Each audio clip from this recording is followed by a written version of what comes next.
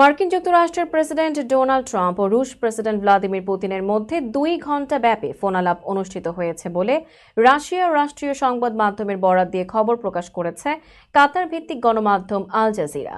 স্থানীয় সময় সোমবার বিকেল 5টায় ইউক্রেন যুদ্ধ বন্ধে যুক্তরাষ্ট্রের প্রেসিডেন্ট ডোনাল্ড ট্রাম্প ও রাশিয়ার প্রেসিডেন্ট ভ্লাদিমির পুতিনের এই ফোনালাপ হয়েছে বলে ক্রেমলিন সূত্রের বরাত দিয়ে জানিয়েছে রুশ বার্তা সংস্থা টাস।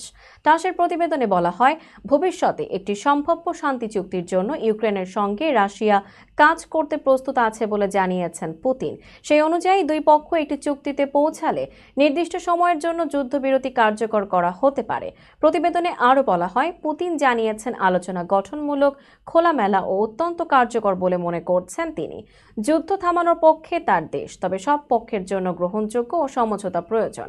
ট্রাম্পকে ধন্যবাদ জানিয়ে পুতিন বলেন, যুক্তরাষ্ট্রের মাধ্যমে রাশিয়া ইউক্রেন সরাসরি আলোচনায় ফিরেছে। একই সঙ্গে রাশিয়া একটি যুদ্ধবিরতির স্মারক প্রস্তাব তৈরিতে প্রস্তুত বলেও জানান তিনি। পুতিনের সঙ্গে ফোনালাপের পর নিজের সামাজিক যোগাযোগ মাধ্যম ট্রুথ সোশ্যালে একটি পোস্ট করেন ট্রাম্প। দুজনের আলাপ চমৎকার হয়েছে উল্লেখ করে তিনি লেখেন, একটি যুদ্ধবিরতির জন্য শিগগিরই ইউক্রেন ও রাশিয়া আলোচনা শুরু করবে। আরও গুরুত্বপূর্ণ হলো তারা এই যুদ্ধের ইতি টানবে।